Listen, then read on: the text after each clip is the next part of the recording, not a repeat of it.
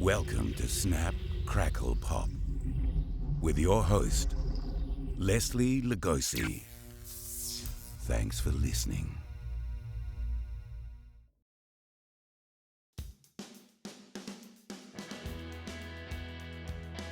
Hey, this is Leslie Lugosi. Today I'm heading out to Dawsonville, Georgia to hang out with Matt Washburn at LedBelly Sound Studios. We're going to talk to Matt about some of the gear that he uses to mix music.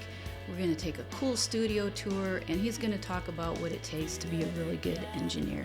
At the end of the podcast, we're going to give away a lot of real cool swag. We've got a sweatshirt, some t-shirts, we've got some hats and some cool stickers. So please like, subscribe, and leave a comment, and we'll pick some of the coolest comments and send you some cool gear. Let's do it. So how did you start out in music and end up in engineering? What's your background? I started playing drums when I was 10 years old, and or actually the snare drum in my elementary school, and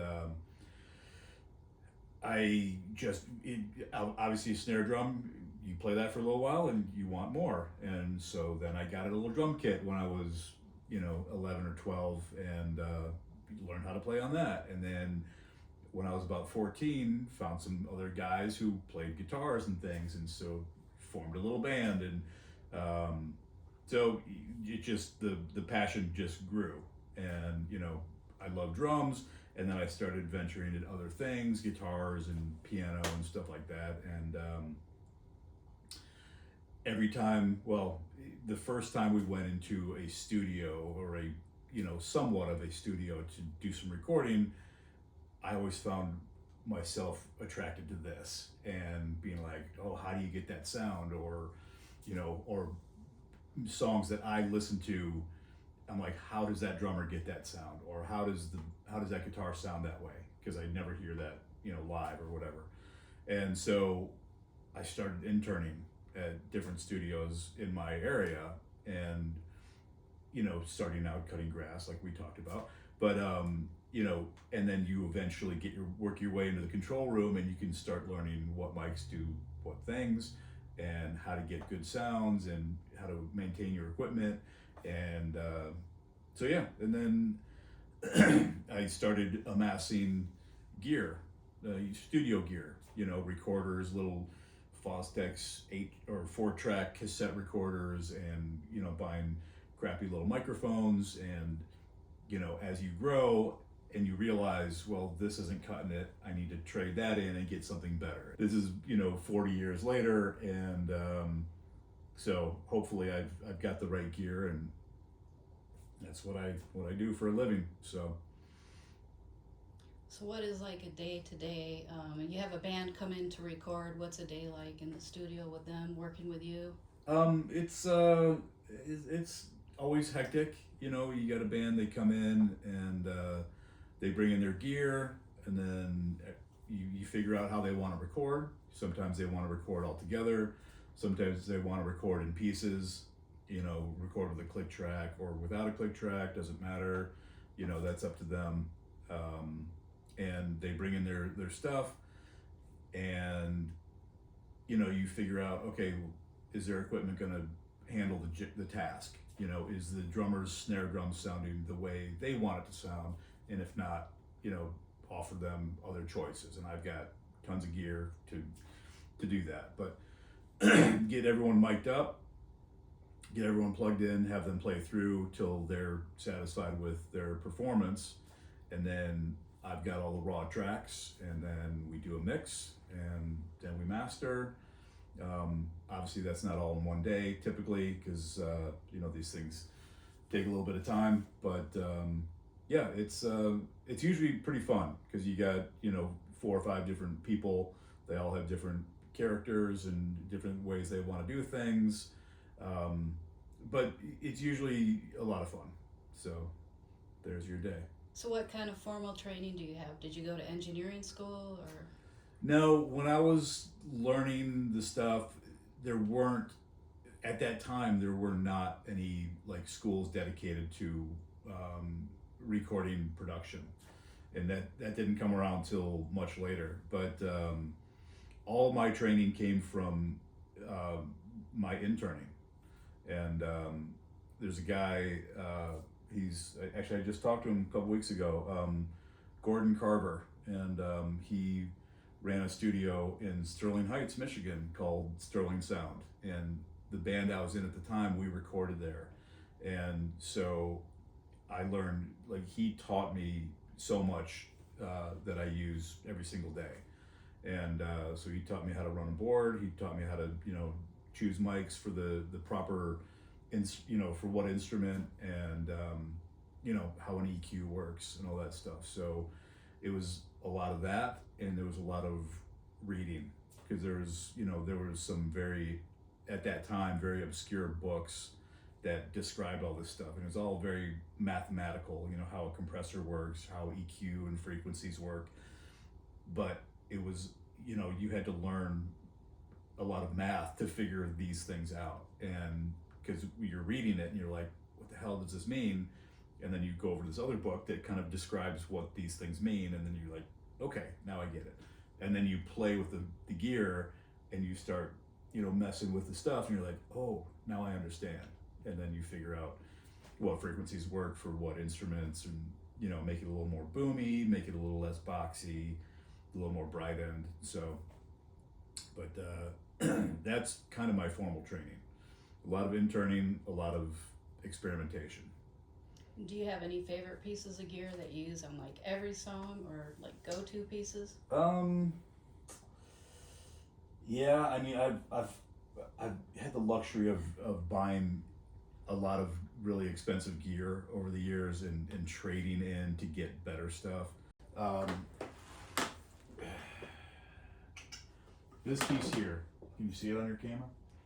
Yep. All right, so it's called a lunchbox, basically, and each one of these pieces, there's 10 of them in here, are separate preamps. They're microphone preamps, and they all have a different sound.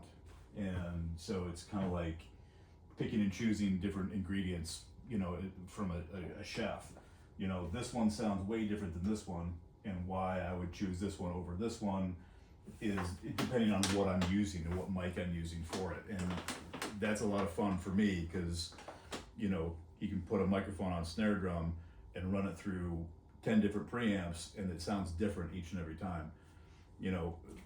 Someone else might not be able to hear the difference, but to me, I'm like, wow, that sounds huge, and figuring out what preamp works with what thing you're miking up. This is my newest 4-channel Focusrite preamp, which is fantastic. It's super clean, sounds great on overheads, drum overheads, sounds great on piano, great on hi-hat. So if you're miking up a hi-hat, which we're drummers, it's like you have to put a mic on the hi-hat. You might not use it every time, but I want to hear that, like Stuart Copeland, really precise, and that's a great preamp for that. So what advice do you have for someone that wants to become an engineer or is thinking about it? Well, the options now are almost endless. There's recording schools are everywhere, and most good universities have their own recording production program, and where you can learn that stuff. If you're just starting out, intern somewhere that's doing music that you want to eventually work on, or that you have an interest in. If you're a rock and roll guy, probably interning at a rap studio is not going to really get you a whole lot of knowledge, but I pride myself on being able to record real acoustic drums and real guitars with real amplifiers and all that stuff.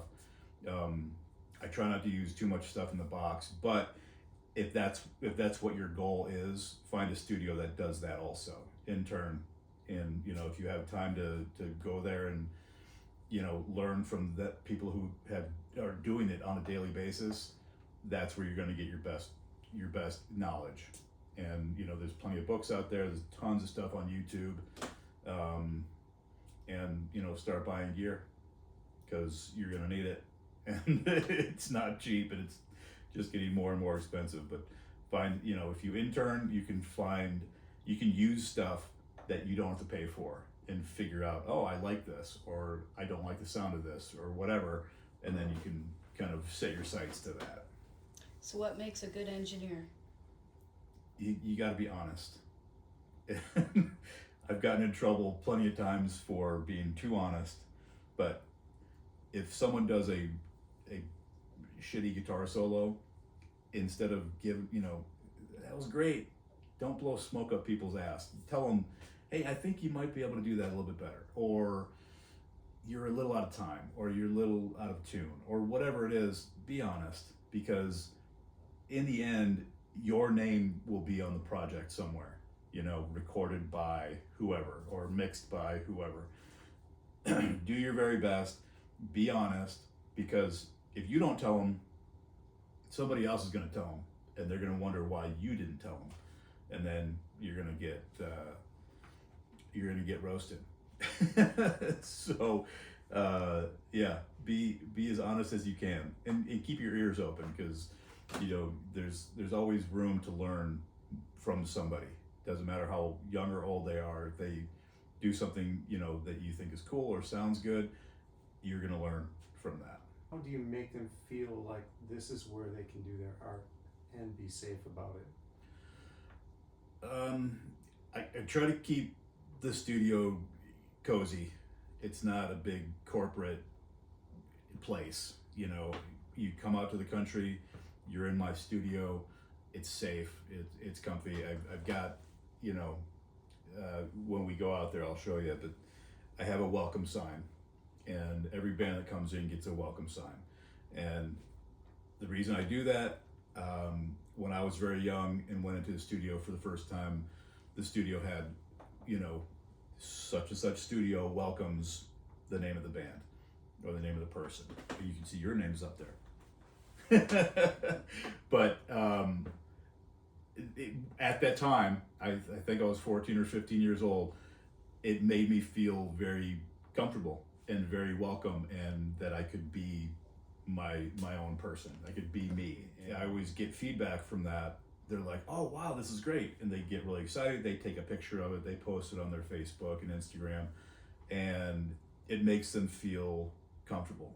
It makes them feel that they can be themselves around me and in the studio, and they can do what they do.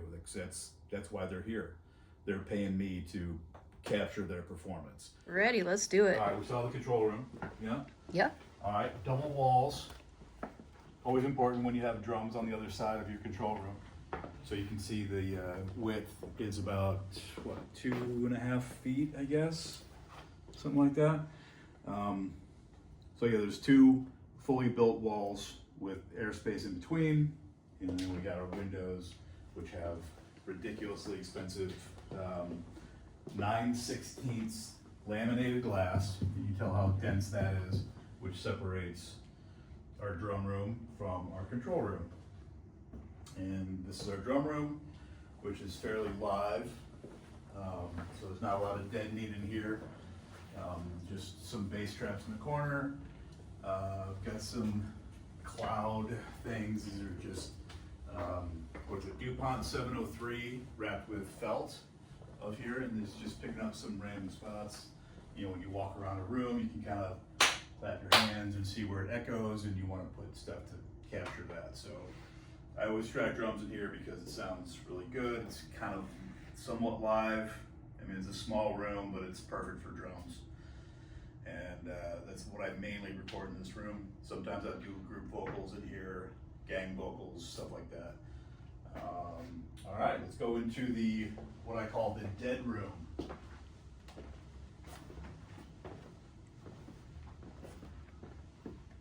This room, I usually always cut vocals in here. You can see I've got vocals mic set up, and I keep my guitars in here because I'll track guitar cabinets in here as well. And you can hear the difference. You guys can, I don't know if they can hear it on the recording there, but the difference in the activeness of your voice in this room compared to the drum room is pretty huge. And then when you close the door, it gets even more silent and quiet. It's very good for sleep. Okay, so you asked about construction. So the walls are real dense. The construction on all the walls and all the ceilings was 1/2-inch plywood, 1/2-inch sound stop, which is this fibrous kind of material that absorbs sound, and then 1/2-inch drywall. So it was a 3-layer process, and it's packed, all the cavities are packed with this stuff called SAB, sound attenuation baffles, and it does a really good job of keeping the sound where it's supposed to be and keeping outside sounds outside. And so, like I said, all the walls, all the ceilings. What are these up here? These are quadratic radial diffusers, and basically some mathematician somewhere designed this thing, and what happens when sound hits it? It doesn't bounce back at you; it just disperses. So when sound hits it, and it looks cool. They also call it a skyline diffuser, because it looks, if you kind of zoom in from the side, it looks like a bunch of buildings like in Manhattan. But they're very cool. You can find the formula online, and that's what I did, and I built these myself. Because if you buy them, they're ridiculously expensive, come pre-made, so just build them yourself, because it's really easy, and it's fun. So got that, and as you can see in here, we've got the bass traps in the corner, and bass frequencies will follow flat surfaces, and they build up in corners. So when you have bass traps in the corners, it kind of traps them and sucks them in. It doesn't bounce back in your microphones, and they sound it sounds nice. So, and let's see, as you can see, we've got this room is connected to these other 2 rooms. So if there's a full band tracking at the same time, everybody can see everybody else. Have a singer in this room, have a guitar player in that room, and bass player in the other room. Everyone can see each other, everyone can hear each other through the headphones. And then, you got glass in the doors, so they can see the drummer in the drum room.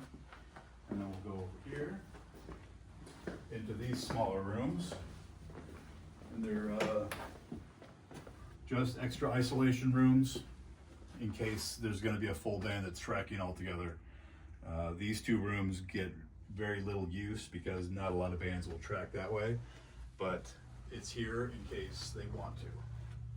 And it just makes things convenient, so you never know the situation you're going to be in. And of course, you got to have the modesty drapes, because sometimes you get singers and they don't want to be seen, so they'll be able to close the drapes. And of course, these are super heavy duty sound absorbing things that I paid a ridiculous amount for, and I really shouldn't have, but I did. And yeah, that's it. I mean, you want to see the kitchen? Yeah, sure, why not? Yeah, sure, We're come on. pitching LedBelly. We might as well make you comfortable. All right, these are for the people that aren't tracking. So you come in here, and you got a kitchen, and it's not a full kitchen, I don't have a stove, but there is a microwave oven, you got a coffee maker, you got some snacks there, you got bottled water in the fridge. If you're bored, there's a whole array of DVDs. So you can watch movies. Oh, and don't forget, I've got a lovely 1979 World Tour Van Halen signed backstage pass, signed by all 4 original members of Van Halen. Nice. That my older sister, actually got. She was dating a photographer for Cream magazine, and she got to go see all these amazing shows. And she just recently told me how much cocaine she did with David Lee Roth at that show. I'm like, We're not gonna put that in. that's good to know. And then my son got me this signed Police record. So that's pretty cool. One of my favorite bands. Yeah, that is very cool.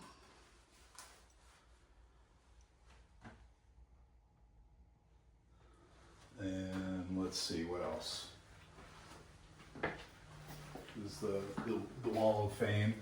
I should probably make more of these little rails so I can put up more. But oh, this is Gas Station Boner Pills. We were talking about this, the album they just put out. That's got a bunch of great song titles also that you probably will really enjoy. I like the Mastodon colored disc. Looks pretty cool. Oh yeah. Yeah, it's been a while since I worked on their stuff, but it's still a feather in my cap, so I like to display it.